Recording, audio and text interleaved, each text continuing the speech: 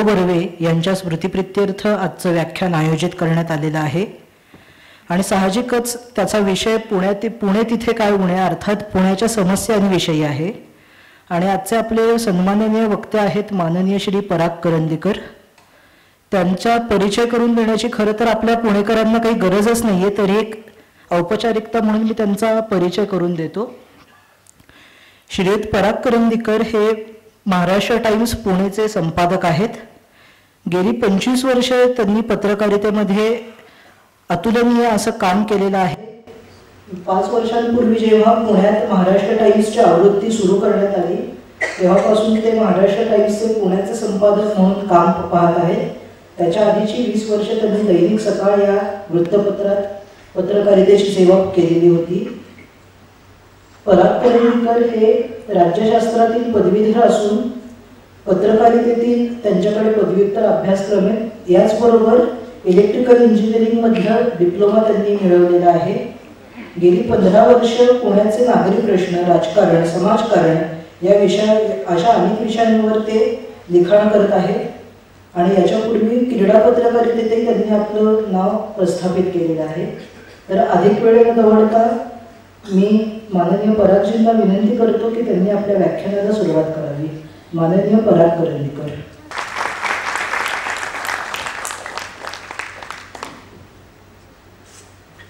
व्याख्यानमालेतल्या सगो बर्वे स्मृती व्याख्यानामध्ये पुणे अधिक पुणे या विषयावर बोलण्यासाठी मला निमंत्रित करण्यात आलं. सर्वप्रथम खरं तर त्या व्याख्यानमालेचे कार्यवाह मंदार बेडेकर जे माझे मुंबईतले वर्गमित्र आहेत त्यांची कल्पना अशी होती सुरुवातीला की आपण एक परिसंवाद करूया आणि तू त्याचं सूत्रसंचालन कर.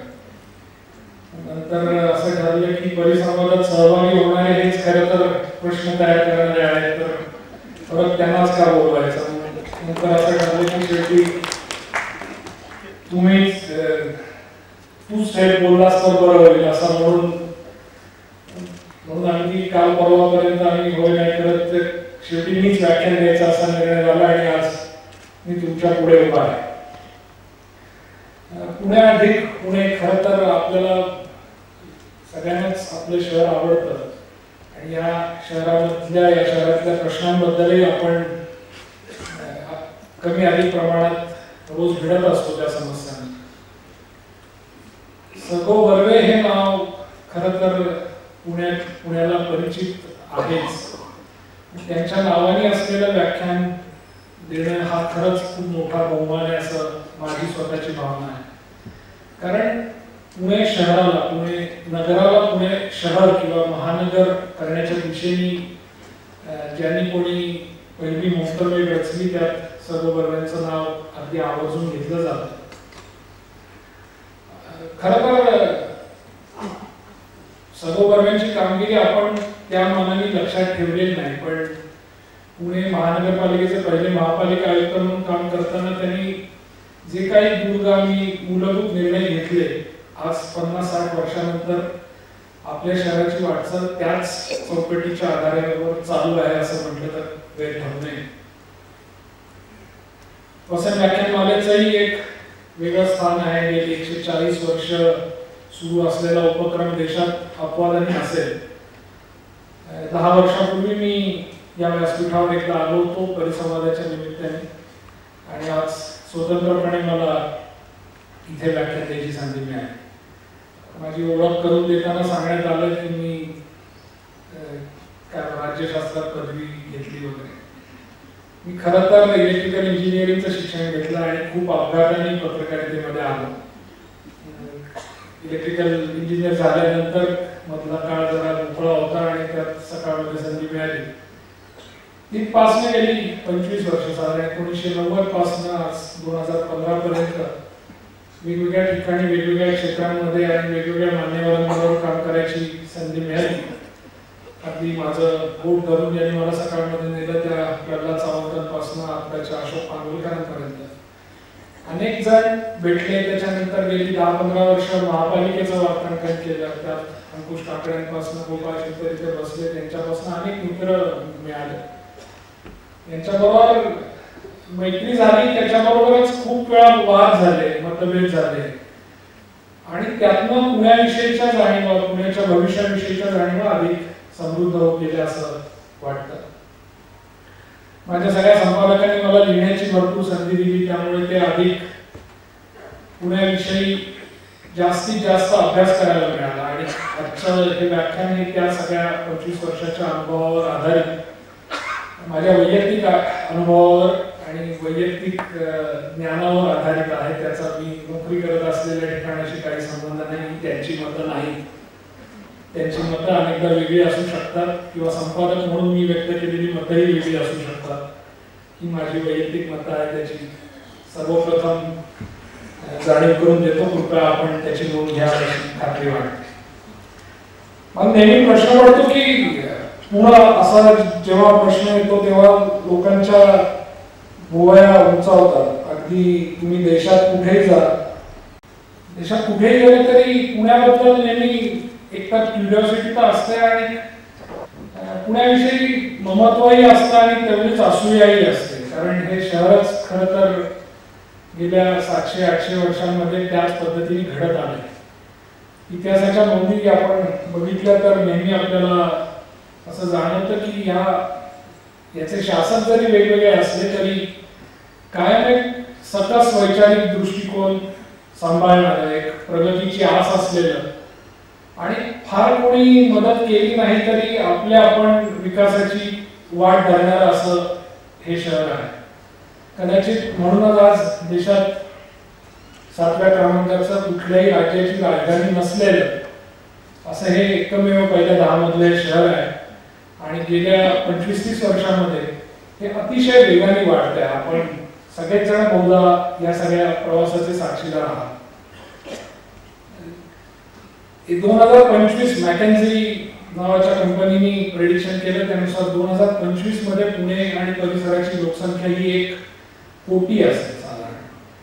त्याच्यात पुणे, पिंपरी चिंचवड आणि तिन्ही कॅन्टोन्मेंट असेल. आता आपण ऑलरेडी 50-55 लाखाच्या टप्प्यात गेलो आहोत. अजून पुढच्या 10 वर्षात अजून एवढेच लोक या शहरामध्ये राहायला येतील असा त्यांचा अंदाज आहे आणि तो अंदाज खरा ठरेल. कदाचित 2025 कशाला, त्याच्याही आधीच कदाचित 2 वर्ष हा आकडा गाठला जाईल असा आत्ताचा वेग आहे.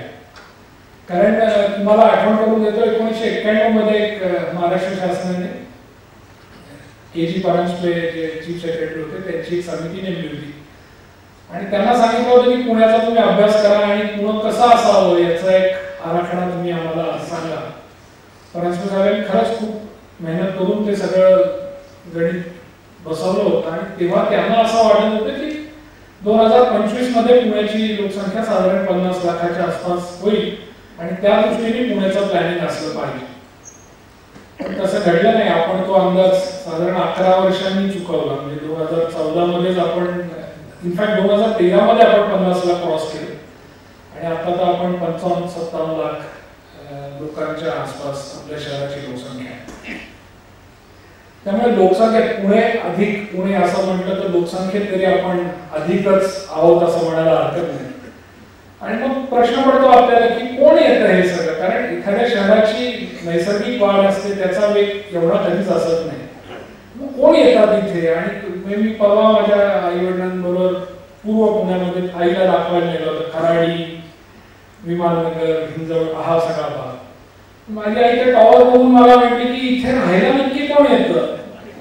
मी म्हटलं येतात, पुणेकडेच येतात, कोण येणार दुसरं. जे जे कोण नोकरीसाठी धंद्यासाठी या शहराकडे येतात ते पुण्यात येतात आणि ते या सगळ्या आउटस्कर्ट्सला आपल्या नवीन पुण्यामध्ये राहतात.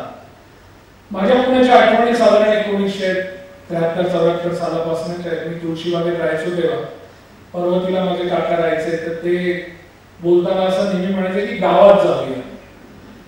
दुसरे काका माझे विश्रांतवाडीला राहायचे, ते तर म्हणायचे पुण्यात जाऊया किंवा पुण्याला जाऊन येतो. तर ती ओळख मला अजूनही माझ्या डोक्यात खूप ठाम आहे. आणि हळूहळू आता आपल्याला 20-25 किलोमीटर जाणं हे काहीच वाटत नाही. आता कोथरूडमध्ये राहणारा माणूस मगरपट्ट्यात आणि हडपसरला राहणारा माणूस हिंजवडी हा सहजपणे प्रवास करतो, काम करतो आणि त्याचा आपल्याला आता काही वाटत नाही. आपण आपल्या जीवनशैलीचा एक भाग म्हणून तो सगळा प्रवास भले काय रोज शिव्या देतो कुरकुरतो पण तरी करतो आणि तो एक आपण ऍक्सेप्ट केलेला भाग आहे.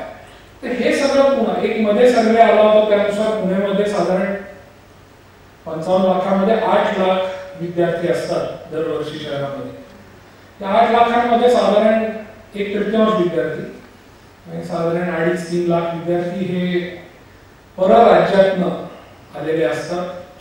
लाखभर विद्यार्थी हे महाराष्ट्राच्या वेगवेगळ्या भागातून आलेले असतात. म्हणजे ही साधारण सगळी 3.5-4 लाखाची बेरीज असते आणि एक सर्वे असं सांगतो की यातले जवळजवळ 40% लोक हे शिक्षण पूर्ण केल्यानंतर पुण्यातच स्थिरावतात. त्यांना इथे नोकरी मिळते किंवा यांचा व्यवसाय इथे सुरू होतो. मग ते कुठेतरी घर घेतात, मग आपल्या आईवडिलांना घेऊन येतात आणि हळूहळू ते पुणेकर बनतात. तर पुणेकर बनण्याची ही जी प्रक्रिया आहे ती पु ल देशपांडेंनी अगदी वेगळी सांगितली की तुम्ही कशात तरी ठाम असलं पाहिजे, आग्रही असलं पाहिजे, तुम्हाला स्वतःच्या बद्दल कसला तरी अभिमान असला पाहिजे. पण आत्ताचं जे पुणे आहे, आता जे पुण्यातले येणारे जे सगळे नवीन लोक आहेत ते असं नाही. ते या पुण्यामध्ये राहून ते पुणेकर बनतायत पण हळूहळू ते पुण्याला एक स्वतःची नवीन ओळख देण्याचा प्रयत्न करतायत. आणि मला असं वाटतं की आपण सगळ्यांनी जेव्हा या पुण्याचा विचार करतो, पुणे अधिक पुण्याचा विचार करतो, तेव्हा ह्या सगळ्यांची मानसिकता, या सगळ्यांमुळे होणारे बदल हे समजून घ्यायला पाहिजे असं वाटतं. तुम्हाला सांगितलं तर आश्चर्य वाटेल, कदाचित तुम्हाला कल्पना असेल नसेल मला माहित नाही. पुण्यात आज गेल्या वर्षी 2014 मध्ये 117 ठिकाणी दुर्गा पूजा झाली नवरात्रामध्ये, की जिथे बंगाली कम्युनिटी आहे आणि त्यांनी त्यांच्या एकत्र येऊन पूजा केली. आता कलकत्त्याचे काही कलाकार कायमस्वरूपी ती दुर्गेची पूजा मूर्ती तयार करणारे पुण्यातच स्थायिक झालेले आहे. इतकी कम्युनिटी ती वाढते आहे. तर असं हे खरं पुणे आहे. आपल्या सगळ्यांना माहिती आहे आपल्यासाठीच एकेकाळचं पुणे हे 17 पेठांचं होतं आणि नंतर कदाचित त्या 500च्या पुरानंतर त्याच्या वाढलेल्या छोट्याशा उपनगरांचं होतं. पण आताचं पुणे त्याच्यापेक्षा खूप खूप विस्तारलं. मी आता सहज येताना या व्याख्यानाच्या निमित्ताने पुण्याचा इतिहास बघत होतो तर आपल्याला माहिती आहे शिवाजी महाराजांच्या आधी शहाजीराजांनी रंगो बापूजी धडफळ्यांना पुण्याचं कारभारी नेमलं होतं आणि त्यांनी पुण्याचे डेव्हलपमेंट म्हणूया आताच्या भाषेत ती सुरुवात केली आणि सोमवार, कसबा, रविवार या 3 पेठा वसवल्या वगैरे. त्याच्यानंतर शिवाजी महाराजांनी काही पेठा वसवल्या, त्यानंतर पेशवे आले, पेशव्यांनी काही पेठा वसवल्या. प्रत्येक पुण्यावर नेतृत्व केलेल्या पुण्याचं काय स्वामी असलेल्या शासकांनी या शहराला काहीतरी देण्याचा प्रयत्न केला. ब्रिटिशांचेही आपल्यावर आता त्याला उपकार म्हणायचे की नाही माहित नाही, पण ब्रिटिशांनी पण इथे खूप साऱ्या सुधारणा केल्या. या पुण्याचे नेते ज्यांना म्हटलं गेलं त्या महात्मा फुल्यांनी पुण्यात एक स्वतंत्र पूर्व पुण्यासाठीची जलवाहिनी कात्रजपासून आणली. लोकमान्य टिळकांनी डेक्कन जिमखाना ही देशातील पहिली टाउनशिप ज्याला म्हणता येईल. तुम्ही डेक्कन जिमखान्याचा विचार करा, तिथे काय नाही, तिथे वसाहत आहे, तिथे खेळाचं मैदान आहे, तिथे शाळा आहे, पोस्ट ऑफिस आहे, मंडई आहे. इतकंच नाही तर त्या बंगल्यामध्ये राहणाऱ्यांच्या नोकरांसाठी वेगळ्या स्टाफ क्वार्टर्स आहेत. पलीकडे मारुतीचं मंदिर आहे. आताचे बिल्डर किंवा आताचे कुठलेही विकसक टाउनशिप या नावाखाली जे जे विकतात अमेनिटीज म्हणून ते 1920 साली तेव्हा म्युन्सिपालिटीचे चीफ ऑफिसर भागवत होते. तर त्यांच्या प्रेरणेत म्हणजे त्यांनी कल्पना मांडली आणि लोकमान्यांनी ती जागा त्यांना मिळवून दिली. लोकमान्य कदाचित अजून 10-20 वर्ष जगले असते तर कदाचित तिथेही टिळकांचं एखादं घर आपल्याला बघायला मिळालं असतं. त्यामुळे द्रष्टेपण हे पुण्याच्या नेतृत्वामध्ये पहिल्यापासून गेल्या 300 वर्षापासून सातत्याने आपल्याला दिसतं. गेले 25-30 वर्ष कदाचित त्याच्यात पुणेपणा आला असेल, पण आपले सगळे शासक हे द्रष्टे होते हे मान्य करायला हरकत नाही. आणि मग नेमकी त्याचाच आज अभाव दिसतो का? आज आपण या सगळ्या परिस्थितीमध्ये का आलो आहे असा जेव्हा आपण विचार करतो तेव्हा एकच फक्त मी मगाशी बोलताना उल्लेख केला की परांजपे साहेबांचा की त्यांचं गणित चुकलं. तर आपली आत्ताची जी शोकांतिका आहे ही गणित चुकल्याची शोकांतिका आहे. आपल्याला आपल्या शहराची वाढ नक्की किती होणार आहे याचा अंदाजच बांधता येईल असा झाला. म्हणजे आता मॅकेन्झीने जरी 25 साली 1 कोटी लोक या शहरात असतील असं म्हटलं असेल तरी तो अंदाज नक्कीच चुकेल. तो आपण त्याच्या आधीच ते गाठू आणि त्या दृष्टीने तयारी करण्यामध्ये आपण पूर्णपणे अपयशी ठरलो आहोत असं मला प्रामाणिकपणे वाटतं. म्हणजे अगदी काल मी महाराष्ट्रामध्ये सहज बोलत होतो याच्या निमित्ताने, तर पुण्याचे 4 कालखंड कुठले तर आधीची आदिलशाही होती इथे पुण्यावर, नगरचा आदिलशाह होता, ती जुलूमशाही होती, नंतर शिवशाही आली, पेशवाई आली आणि आता कदाचित बिल्डरशाही आहे किंवा तर अशा 4 शाळांमध्ये या पुण्याचा गेल्या 700 वर्षाचा इतिहास विभागला गेला असं प्रामाणिकपणे वाटतं. माणसाच्या नेहमी 3 गरजा असतात असं आपल्याला आपण सगळ्यांना शिकलो. अन्न, वस्त्र, निवारा. आता कदाचित मोबाईल ही पण एक गरज बनली.